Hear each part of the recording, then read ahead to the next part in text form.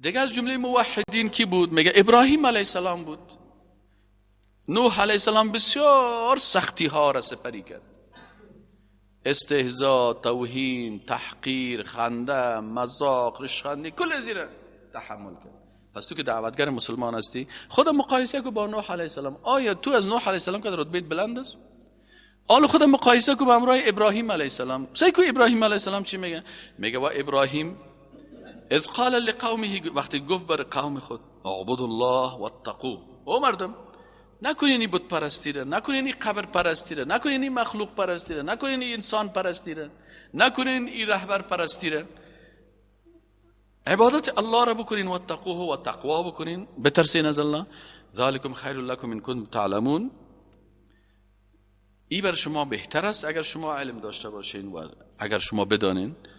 انما تعبدون من دون الله، ان یقینا ما آنچه را که تعبدون شما عبادت میکنیم من دون الله بغیر از الله، اوثانا، یکی صنم است یکی وثن. فرق بین صنم و وثن چی است؟ که اگر یک دوست الله مرد، مردم مجسمهش جور کردن، پیسدار بودن، خوب و نرمند بودن، با صنمش جور میکنن، این را صنم میگن. و اگر قبرش عبادت کردن، بازی را چی میگن؟ وثن میگن. و بعضی اوقات اطلاق وثن بالای بت‌ها هم میشه. الله متعال میگه انما تعبدون من دون، ابراهیم علیه السلام برشان گفت که آنچه که شما عبادت میکنید من دون الله و غیر الله اوثانا، اینها همون بت‌ها هستن و وثن‌ها هستن.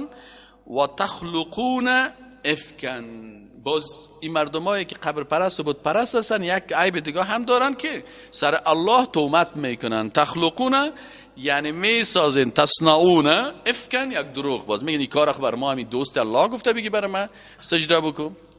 آیا مثلا تصور میکنن که عیسی علیه السلام برای مردم گفته باشه که او مردم بیاین به عوض الله به من سجده بکنین؟ یا عیسی علیه السلام گفته باشه مجسمه مرا بسازین بیاین به من عبادت بکنین؟ یا مثلا از این صحابه کسی گفته باشه که بیاین به عوض از او در قبر من سجده بکنین، رکوع بکنین، من شما را بچه میتونم؟ دروغ. اینا میگه باز اینا میسازن چی؟ دروغ ها را. ان الذين تعبدون من دون الله، یقینا کسانی که ابراهیم علیه السلام برشان گفت که شما عبادت میکنید من دون الله، لا یملکون لكم رزقا، این بت‌ها بر شما رزق دادن نمیتونن، مالک رزقتان نیستن. فابتغوا عند الله رزقا، شما از الله روزیتان بخواین، و عبدوه، عبادت الله را بکنین، واشکروا له، شکر الله را بکنین، الیه ترجعون، به سوی الله شما رجوع میکنین. و این تکذبوا، اگر شما باز گفت تکذیب میکنین مرا، دین الله را تکذیب میکنین، فقط کذب امم من قبلکم، این تنها کار شما نیست، کافرای قبلی هم این کار میکردن و هم تکذیب میکنن. و ما علی الرسول الا البلاغ المبین، و بالای رسول داعی دعوتگر چی نیست؟ الا البلاغ المبین، نیست مگر فقط امو تبلیغ خدا آشکارا بکنن، واضح. فلسفه نگو، کلمات فلسفی نگو که امو شاگردای تیج بسیاری کساست. یک وقت یک استاد ما را عقیده درس میداد، ما نمیفهمیدیم که چی میگن. مستحیل است و مچم واجب الوجود است و مستحیل الوجود است و ممکن الوجود است، اصطلاحات فلسفی را آورده بود که ما حیران میمونیم که چی میگه، با کدام زبانی گپ میزنه. وقتی که صحیح عقیده را استاد صحیح آمد پیش ما، گفت قل هو الله احد الله الصمد لم یلد ولم یولد ولم یکن له کفوا احد. آسان عقیده را یاد گرفتیم. بلاغ مبین اینمی هست که برای مردم بسیار اما تو تبلیغ بکو آشکارا. حالا مثلا خب من رفتم 7 سال در کشور عربی درس خواندم، نه حال بخیزم دیگه برای شما در جریان درس هم کلمات سخت عربی رو بیارم پرتم، کلتان دانایتان واز میمانه چی میگه. این بلاغ مبین نیست. به زبان مردم گپ بزن که اگر یک اشتکک هم دمی درس شیشته باشه گپایت چی کنه بفهمه. از این خاطر هر پیغمبر الله به لسان قومه روان کرده. هر پیغمبر به زبان کی بوده؟ به زبان قومش بوده. حال از ما و شما است که مجرد یک کس عصری شد باز 60 تا کلمه انگلیسی میپرته. میگم این آیت خود سیف کو. چه قسم سیف کنم؟ قاری سیف یعنی حفظش کو.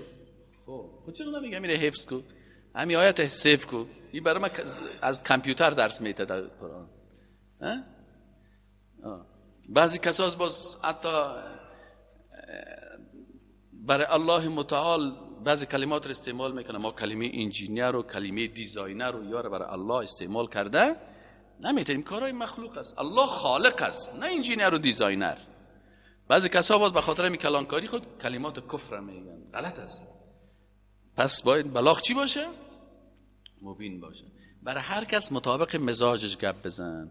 که یک خالگه که پیچه سفید غریب پیشیشتی که او دیگه گپ نمیفهمه، بس بگه خاله جان الله متعال یگانه هست، الله شریک نداره، الله فرزند نداره، الله مثلا این فالبین دروغ داره میگه، این فالبین تو را بازی داده، این فالبین علم غیب نداره، این فالبین خودش اگر علم غیب می داشت، اگر این بر تو پیسه پیدا کرده میتونست برای خود یک چند پیسه پیدا میکرد، این لب دریای کابل تمام روز گندگی بوی نمیکرد. این خدا زدن. خالگک می خیلی غیب نمیفهمه. نه احتیاط کو. پس باید برای هر کس به زبانش، به زبان خودش و مو لهجه خودش هم تو نرمک بگو تا کومو چیز و ما علی الرسول و نیز بالای پیغمبر الا البلاغ مبین.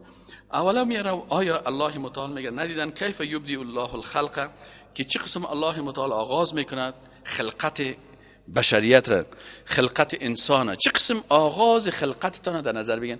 یک روز عبادت فکری چی است؟ ما و شما 6 قسم عبادت داریم. یکی از عبادت ها عبادت فکری هست. حداقل از امی اول فکر کن. مادر تا بگو مادر میگه بله بچه ایمه که اول بودم چطور بودم، همین قسم خوب چاقم تا اندام داشتم. بعد میگه هی بچه خلطگه که تا هر شب پر میکردی چندان شای نبودی، کلانکاری نکو. همین من مادرت هستم که عیبایت نمیگم. تا صبح وضعیت تو خراب بود، کدام شب که دل درد میشیدی که از این خانه گرفته این تا به تشناب وضعیتت خراب بود. این چیزا نبودی. یک مخلوقه که عاجز بودی. وقتی که در بطن من 9 ماه بودی، این قک میدگک بودی، آیستا آیستا آیستا آیستا کمک کلان شدی، باز تو طفل آمدی، گپ زدن یاد نداشتی، زبان نداشتی. این کلش قدرت الله هست که تو را بالاخره به این سن و به این جوانی رساند و به این زیبایی و به این قواره و به این اندام. متوجه هستی؟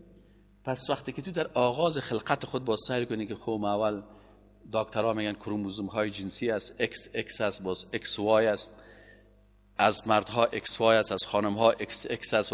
وقتی که X خانم با X مرد یک جای میشه، پس اونجا باز دختر میشه. اگر X از او با Y از یک جای میشه، باز اینجا پسر میشه. باز بالاخره تو این تو یک دانه که XY بودی، XY بودی، زید نداشتی و وقت باز بعد از او تو الله متعال ایسا نطفه شدی و علقه و مضغه و بالاخره عظام و بالاخره فکسونا العظام لحما فتبارک الله احسن الخالقین. الله متعال میگه اولا میره آیا این مردم عبادت فکری یاد ندارن که ببینن کیف یبدی الله الخلق، که الله متعال چه قسم آغاز میکند امو خلقت انسان، ثم یعیده، باز این دوباره پس الله متعال بعد که 70-80 ساله شد میمیرانه و زیر خاک میره، باز دوباره اعاده. ان ذلک علی الله یسیر. او مردم این بالای الله بسیار آسان است. برای شما سخت معلوم میشه، برای الله بسیار آسان است. قل بگوی رسول الله صلی الله علیه و سلم سیروا فی الارض، ای مردم شما سیر بکنین در زمین. اگر پیسه دارین یگان سفر برین سیل کنین، اگر غریب هستین تاریخش بخونین. فانظروا کیف بدا الخلق، ببینین که الله متعال چه قسم خلقت کائنات آغاز کرده. ثم الله، باز الله هست که ینشئ النشأة الاخره، که باز پیدا میکنه پیدا کردن دیگیره. باز دوباره الله متعال اینمی قسم که اینمی جهانه. اونمو ذاتی که در شکم یک حیوانک کوچک بیزبان فابریکه شیرسازی ساخته. گاهی سبز میخوره، شیر چی میته؟ شیر سفید میته. در یک بطنش الله متعال میگه سعی کنین 3 شرکت است در یک جایی. یک طرفش خون سرخ، یک طرفش کثافت و گندگی هست زرد، در وسط ازی یک فابریکی سومیش است که شیر سفید است در یک حیوان. در اون بدش میگه شما سبحان الله سایل کنید، قدرت الله متعال. کا سوز است، از کای سوز سه رنگ سه فابریکه رو در داخل همین بطن یک گوسفنده که تو 10,000 پون میخری. 10,000 یک گوسفند میخرینی در بطن چقدر چی داره؟ خون داره، شیر داره، همه چیز. اما اگه خودت یک 500 سی خون کار داشته باشی 20,000 پیسه دو تا گوسفند. چرا دو پیسه دو تا گوسفند میری خودت یک 500 سی خون جور کنی برات؟ الله متعال میگه سعی کنین قدرت الله را. فانظروا كيف بدأ الخلق ثم الله ينشئ النشأة الآخرة ان الله یقینا که الله متعال على كل شيء قدیر، به هر چیزی بسیار قدرتمند است. يعذب من يشاء، الله متعال تعذیب میکنه هر کسی که خواسته باشه. و یرحم من یشاء، و رحم میکنه بالای هر کسی که خواسته باشه. و الیه تقلبون، و به طرف الله برگردانده میشوید. و ما انتم بمعجزین فی الارض، ای مردم شما فکرتان باشه که شما نیستین به معجزین عاجز کنندگان که الله را عاجز بکنین فی الارض در زمین ولا فی السما، و نه هم در آسمان. الله شما را عاجز میسازه. اما کسایی که بسیار میگه ما نیروی های اتمی داریم و we have the weapon of mass destruction، میگه ما سلاح های کشتار دست جمعی داریم. دیگر از که سیل کنی خانهایش سیل بردن، جنگلایش در گرفتن، جیغ میزنه. weapon of mass destruction، weapon of mass destruction، سلاح کشتار دست جمعی خداری گریانای تا پاکو. الله متعال میگه که یا نمیتونن الله را در زمینش چی کنن؟ عاجز بسازن. وقتی که غضب الله سرشان نازل شد باز تکت تکیشان میکنن، نه در زمین ولا فی السماء، نه هم در آسمان ها. و ما لکم من دون الله، و این مؤمنان نیست بر شما بغیر از الله من ولی دوست ولا نصیر، و هم نصرت کننده. والذین، و کسانی که کفر و کافر شدن به آیات الله، با آیات الله و لقائه و به ملاقات الله، اولئک که این کسانی هستند که یئسوا من رحمتی، از رحمت من ناامید شدن. یعنی خود ناامید شدن از رحمت الله اینی بیدینی و کفر است. بعضی اوقات من این مثال قبلا بر شما گفتم که انسان قلبش باید چی باشه؟ متوسط باشه بین خوف و رجا. از عدالت الهی بترسی، به رحمت الله همیشه امیدوار باشی. وقتی که میخوای گناه بکنی باید بترسی از عذاب الهی. وقتی که گناه کردی غلط از پیشت شد، از رحمت الله ناامید نشو، امیدوار رحمت الله باش. پس قلب انسان بین خوف و رجا باشه. بعضی اوقات شیطان چی میکنه؟ قلب انسان آنقدر ترس زیاد میکنه درجهشه که امید صفر میشه. بعضی اوقات امید زیاد میسازه که خوف صفر میشه. یک کس آمد پیش من گفت استاد، من گفتم بله. گفت گناه کردیم. خب گفتم خراب کار کردی، توبه بکن. نه مرا دیگه الله نمیبخشه با این گناهی که من کردیم. من دوزخی هستم. من گفتم به شک انشالله تا دوزخ میری، من دیگه شک ندارم، منتها نه به اساس گناهت بلکه به خاطر از اینکه تو از رحمت الله خود ناامید ساختی. تو اگه به امید رحمت الله امید می‌داشتی میگفتی یا الله گناه کردم، تو مهربان هستی، دروازه توبه باز است، توبه کردم پس رجوع بگو بد کردم، اشتباه کردم، غلطی کردم، دیگه نمیکنم. الله تواب و رحیم است. حالی که تو از رحمت الله که رحمان است، رحیم است، غفور است، تواب است، این صفات الله را کلش فراموش کردی، اینال گناهی تو را در دوزخ نمیبره. چی تو را در دوزخ میبره؟ ناامیدی از رحمت الله. این آیت قرآن میره میگه اولئک یئسوا من رحمتی. سعی میگه این صفت کافرها هست. والذین کفروا بآیات الله، کسانی که به آیات الله کافر شدن، آیات الله را کافر شدن، صفات الله را قبول ندارن، از این خاطری مردم با آیات الله کافر شدن و به ملاقات الله کافر شدن، اولئک اینی مردم ها هستن که یئسوا من رحمتی، که یا از رحمت ما چی هستن؟ ناامید هستن. و اولئک لهم عذاب علیم، بر از اینا عذاب سخت است. فما کان جواب قومه، وقتی که تمام این گپ‌ها را ابراهیم علیه السلام برای کی گفت؟ برای قوم خود گفت. تمام این گپ‌ها را ابراهیم علیه السلام به قوم خود گفت. حالا میگه شما دعوتگرا چرا قار میشین، جیگر خون میشین، گریه میکنین، ناله میکنین؟ شما خود مقایسه کنین با ابراهیم علیه السلام. وقتی که ابراهیم علیه السلام این کل گپ‌ها را گفت، مردم دیگه باز آمدن در گردنش گل انداختن، در دان میدان اوی رفتن کلا پیغمبر میایه، برین دو طرف میدان اوی سرکا را بند کنین، برین دستا گل برش بتین، برش گفتن تشکر پیغمبر صاحب، بسیار خیر ببینی، بسیار خوب گپا گفتی. میگه نه، فما کان جواب قومه الا ان قالوا اقتلوه. میگه قومش چی گفتن؟ بکشینش، بکشینی دعوتگرم، او حرقوه، یا درش بتین. حال تو کسی گفته بکشید، درد بده؟ جسم تو از جسم ابراهیم علیه السلام کده بلندتر است؟ ارزش جسم تو پیش الله از جسم ابراهیم علیه السلام کده برتر است؟ نیست. ما تو یک انسان عادی هستیم، او خلیل الله بود. پس در راه دعوت به توحید و یکتاپرستی گل و گردن و استقبال و تشکری و دو پیازه و حلوا و ایگپا نیست، یا نیست، بلکه در مقابل چی است؟ فما کان جواب قومه، باز نبود جواب قوم ابراهیم علیه السلام به این شخصیت بزرگواری که علاقمند رحمت، جلب رحمت الله به این مردم بود. دعوتگر چی میخواه؟ میخواه که مردم اصلاح شوند، به جنت برن.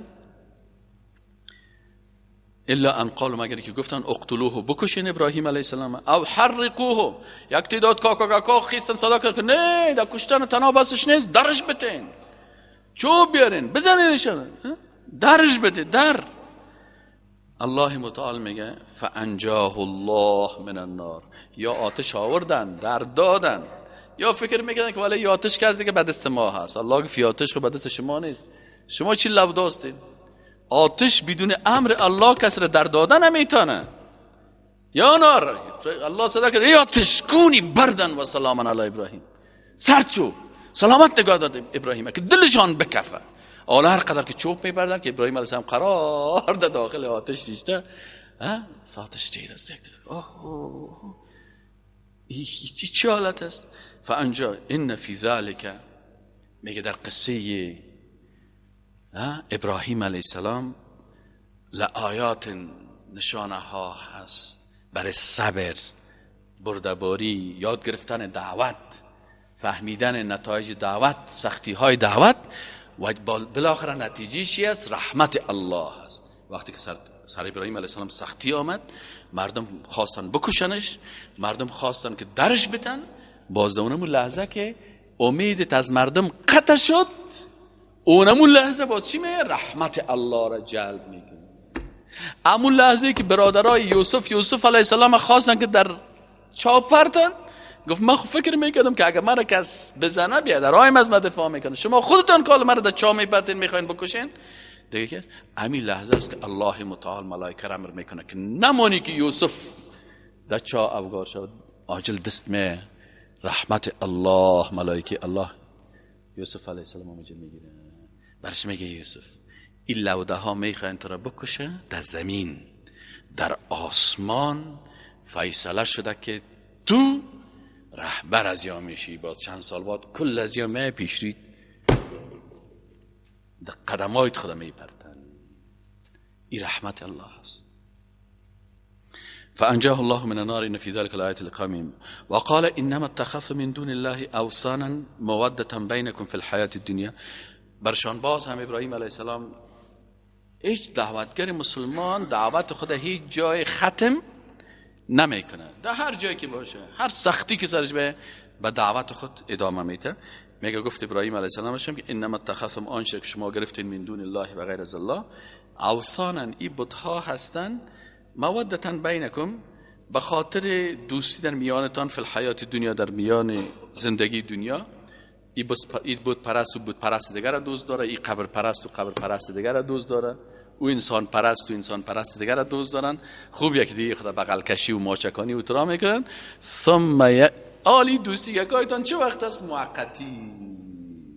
ثم یوم القیامت، باز روز قیامت، یکفر بعضکم ببعض، باز انکار میکنه بعضی از شما بعضی دیگه تا، باز میگه که این دوستت بود، این که سل میکنه باز حق کشف میشه، باز میگه دوستت بود، میگه نه سبی چیزی نمیشناختم. وی اون چاپای روی ماچکانی درویش است، نه سبی نمیشناختم. اون دو پیش قبر که یکی دیگه تا لوٹک میدادین، یکی دیگه هم تو شورک دادم میرفتین دیگه، باز میگه نه سبی نمیشناختم، هیچ چیزی نمیشناختم. یک فرو بعدکم بعد، باز تنها نمیشناختم انکار میکنه، میگه نه و یلعن بعضکم بعضا، بازو میگه که یا الله لعنت خدا سر ازی.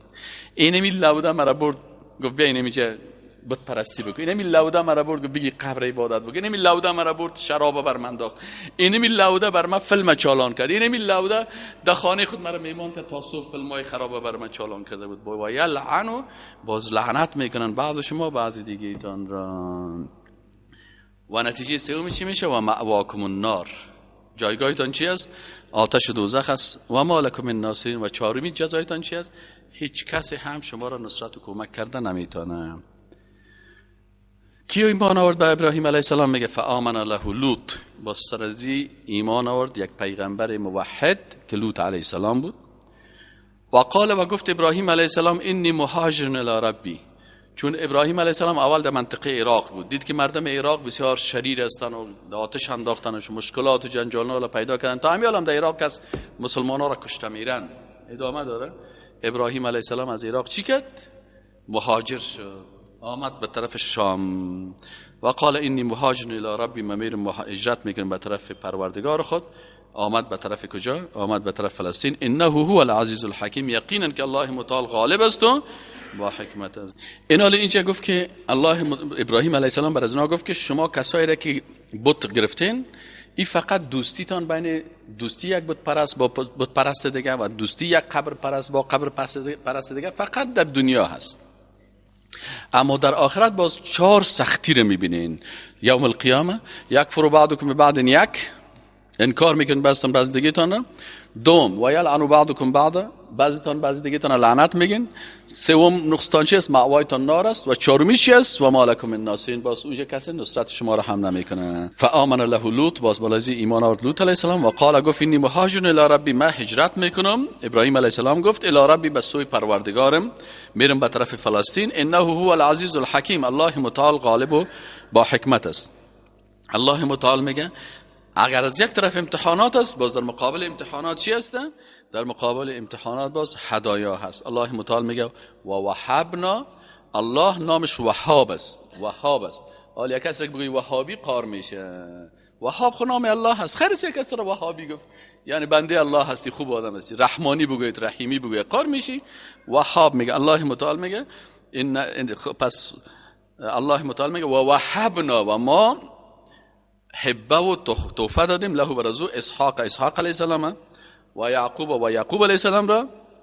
و جعلنا فی ذریته النبوه، این نعمت دیگر که برای دادیم که حتی در اولادی از این نبوت گذاشتیم. بسیار اولادی ابراهیم علیه السلام پیغمبرا بودن.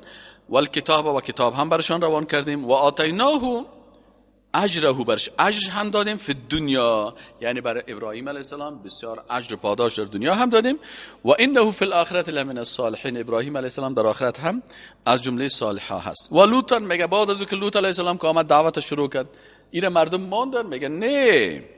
اذ قال لقومی، سرازی هم باز بسیار سختی ها آمده. میگه اذ قال لقومه، میگه لوط علیه السلام بر قوم خود گفت انکم لتأتون الفاحشه، شما میین به یک عمل بی حیایی، ما سبقکم بها من احد، سبقت نکرده، پیشی نکرده از شما هیچ کسی من العالمین. یعنی کار زشت را که شما شروع کردن قبل از این دیگرای کارا را نمیکردن. یا چی میکردن؟ انکم لتأتون الرجال، 3 عیب کلان داشتن. عیب اولشان چی بود؟ انکم لتأتون الرجال، اول شما به عوض خانم ها با مردها هم جنسی میکنین. و تقطعون السبیل، دوم عیبتان این بود که چی میکردین؟ قطاع الطریقی، اختطاف و راه گرفتن و دزدی کردن، این که اورا را میکردن. و تأتون فی نادیکم المنکر، سومی عیب قوم لوط چی بود؟ تأتون فی نادیکم المنکر، شما میایین در محافلتان کارهای منکر میکنین. منکراتشان چی بود؟ پرنده جنگی میکردن، همین مرغای خراسه که جنگ میپرتن، مرغ جنگی، بودن جنگی، مثلا بلبل جنگی و اینمی پرنده ها را که جنگ میپرتن، باز بودن یک دست خود میره کلیش شورک داده میره و دستش هست. اینی کارای از اینا بود. دیگه حیوانات جنگ منداختن، سگ جنگی و اینی گپا میکردن. دیگه قمار میزدن، قمار و قماربازی و اینی گپا عادت داشتن، لدوباز و قمارباز و اینی گپا. وقت البته موبایل نداشتن، همین قمارای قطعه‌بازی و اینمی قطعه‌بازی و کمسایی و اینی قمارها را میزدن. دیگه چرس و بوغایی و اینی گپا بودن، اینی عادتایشون بود. دیگه یک عادت بسیار خراب داشتن که حیا نداشتن. در مجلس که میشیش امو باد خود اعلام میکرد دیگه، هیچ رأی نمیزد.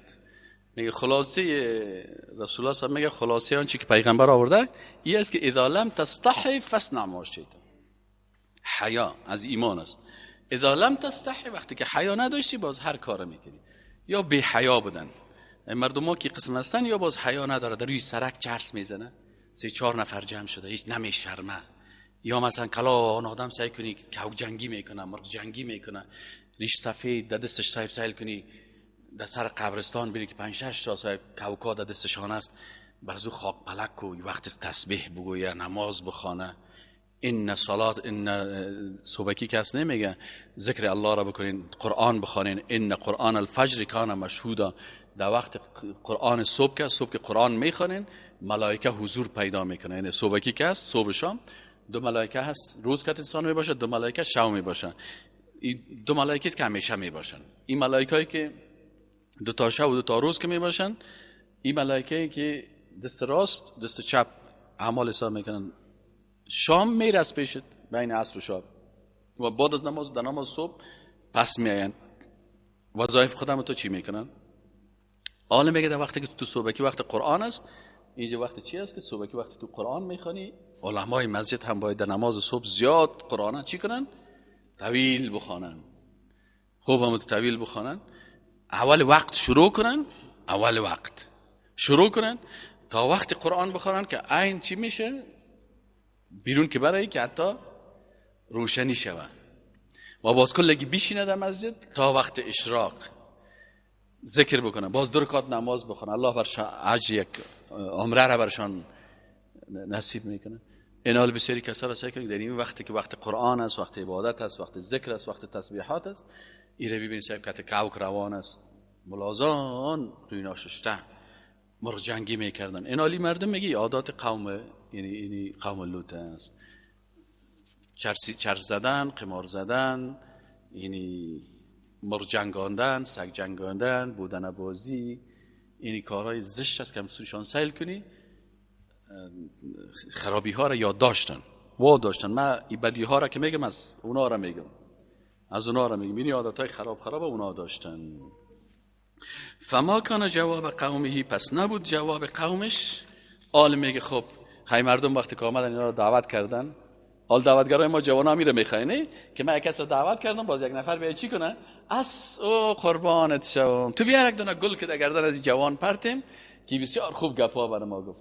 میگه شما اشتباه میکنین، سعی کنین تو بسیار شخصیت عالی داری، یا لوط علیه السلام که پیغمبر معصوم الله بود. خودم مقایسه بکنم رای از دعوتگر وقتی که خودم رای از مقایسه بکنه باز میفهمه که ما باید تقاضا رو نکنم. فما کان جواب قومه الا ان قالوا، برش گفتن ائتنا بعذاب الله، برو بوغایی و خمت گپ میزنه، برو بیار عذاب سر من، برو خوب میکنم، سر کوکم تو گپ میزنی، سر بودنام شما گپ میزنی، سر سرم گپ میزنی، برو انگ بباران سر من. یا امی گپا را گفتن که ائتنا بعذاب الله ان کنت من الصادقین، اگر تو راستگو هستی. قال لوط علیه السلام گفت که رب من انصرنی علی القوم. رب که اینجا میگه پیغمبرا درس میتن که پیغمبرا همیشه توسل به نامهای الله میکردن. حالا بسیاری که اساس میگه من توسل به قبر میکنم، که توسل به این میکنم، توسل خالی تو اگه پیرو پیغمبر هستی، پیغمبر توسل به چی میکرد؟ به نام الله میکرد. گفت لوط علیه السلام رب من انصرنی علی القوم المفسدین، مرا نصرت و کمک بده بر قوم مفسد. ولما جاءت رسولنا ابراهیم بالبشرى، حال دیگه میگه الله متعال سرزمین مردم که در منطقه بودن، الله متعال میگه ابراهیم علیه السلام در یک قریه بود، 2 قریه دیگه کی بود؟ لوط علیه السلام بود. الله متعال سر از اینا عذاب نازل میکنه. چه قسم عذاب میگه والله و هنگامی که جاءت رسولنا، آمد پیغمبرای ما. اینجا این منظور از رسول پیامبر اینجا ملائکه هستن. وقتی که ملائکه آمدن میگه آوردن برای کی؟ ولما و هنگامی که جاءت رسولنا ابراهیم بالبشرى. این جاء که است همیشه فکرتان باشه جاء به معنای آمدن است. وقتی که بی داخل شد بالبشرا ای باز توسط به لازمی متعدی میشه، این قاعده نحوی هست. باز اینجا نمیگه که جاءت، بلکه میگی آورد، متعدی شد. باز میگه که ولما و هنگامی که جاءت آورد رسولنا، امی ملائکه ما ابراهیم برای ابراهیم علیه السلام چی را آوردن؟ بالبشرا، بشارت آوردن. قالو، بشارت آوردن که بر تو الله بچه میته. گفت دیگه چی وظیفه دارن؟ قالو، گفتن انا مهلکو اهل هذه القريه، ما اینمی بودن بازا، اینمی کوک بازا، اینمی مرغ جنگا، اینمی سگ جنگا یارو چی میکنیم؟ کل از یارو چی میکنیم؟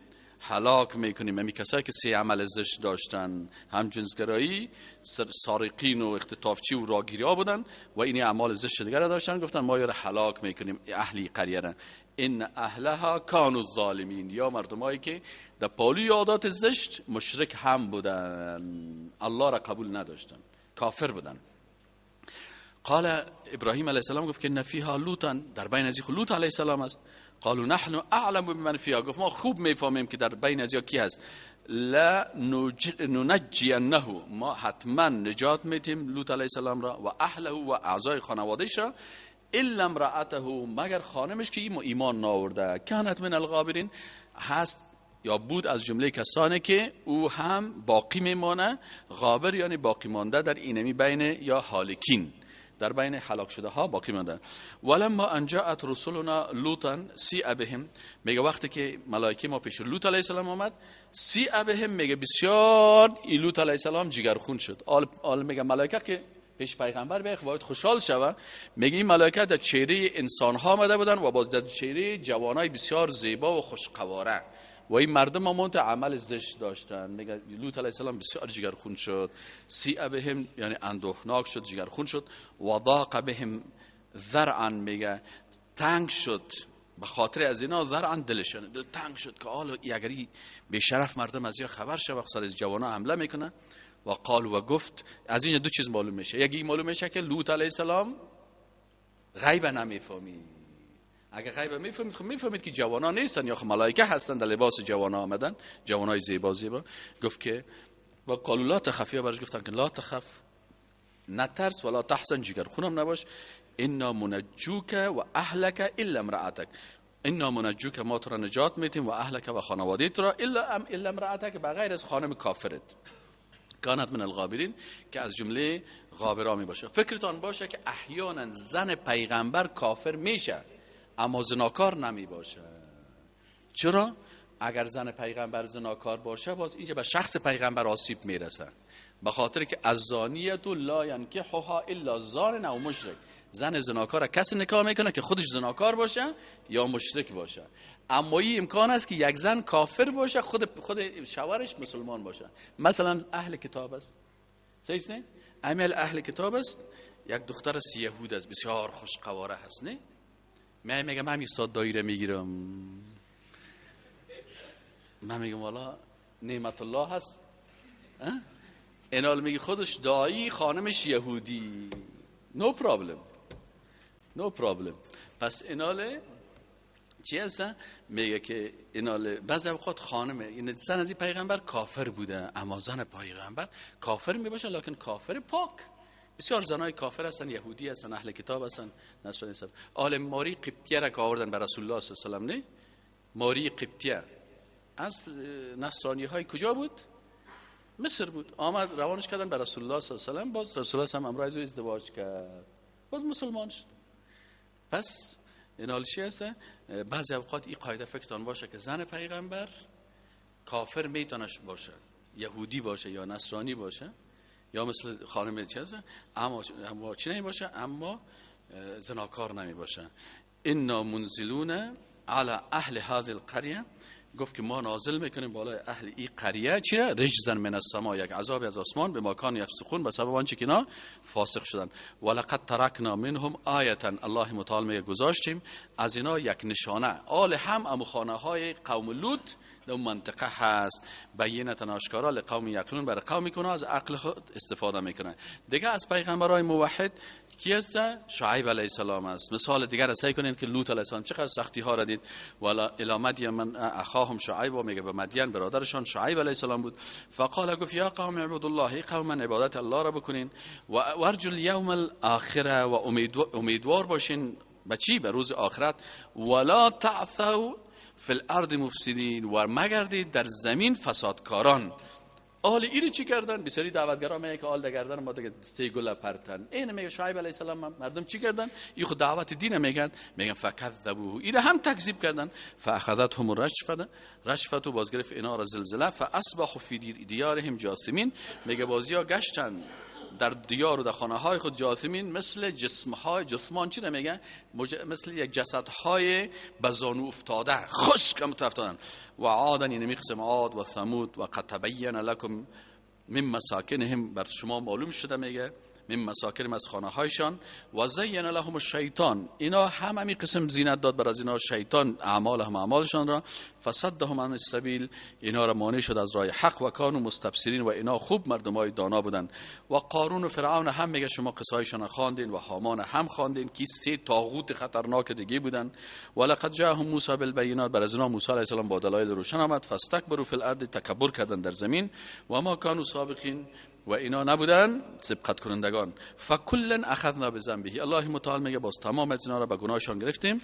فمنهم من ارسلنا علیه حاصبا، بالای بعضشان چی روان کردیم؟ سنگ ها را، سرشان سنگ باراندیم. و منهم من اخذته الصیحه، بعضی را با همت یک آواز سخت. و منهم من خسفنا به الارض، و بعضی را که ما زمین پاره کردیم که یادمون زمین خسف شدن، فرو رفتن در زمین. و منهم من اغرقنا، بعضی دیگه از اینا را غرق کردیم. و ما کان الله لیظلمهم، تو نبود که الله ظلم بکنه بالایشان، ولکن کانوا انفسهم یظلمون، لکن اینا بالای نفسای خود ظلم میکردن. مثل الذين اتخذوا من دون الله اولیاء، مثال کسانی که میگیرن بغیر از الله دوست میگیرن، ولی میگیرن. این مثل چی وارد میگه؟ که مثل عنکبوت، میگه خانه از این مثل خانه چی وارد؟ خانه عنکبوت، جولابافک. اتخذت بیتا، یک خانه گرفته. و یقینا که اوهن البیوت، سسترین خانه ها کدام خانه است؟ لبیت العنکبوت، خانه امی عنکبوت، امی جولابافک است. لو کانوا یعلمون، یک زن میتونه که جارو هم می خانه چی کنن؟ اون طرف پرانه. یک شمال هم که بزنه خانه ازی چی میشه؟ از بین میره. خود ازی مثل اجدار وار استاد از یک چیزا که دم خانه اکش بند او رو قپ میکنه، اما خانهش بسیار ضعیف است. ان الله یعلم، یقینا الله متعال میدونه که ما یدعون آنچه که دعوت میکنن من دونی بغیر از الله من شیء چیزه.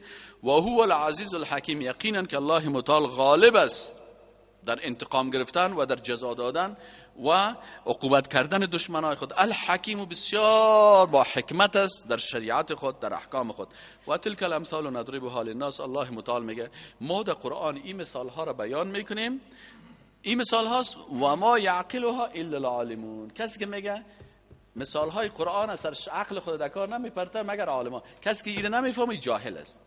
پس اگر کسی این مثال ها را نفهمید و از این مثال ها پند نگرفت و درس نگرفت، این باز جاهل است. خلق الله السماوات والارض، خلق الله متعال آسمان ها را و زمین را بالحق، به خاطر وحدانیت و قبولی توحید، که مردم وحدانیت الله را، ذات الله را، صفات الله را درک بکنن. ان فی ذلک لآیه للمؤمنین، در این آیت نشانه هست برای مؤمنان.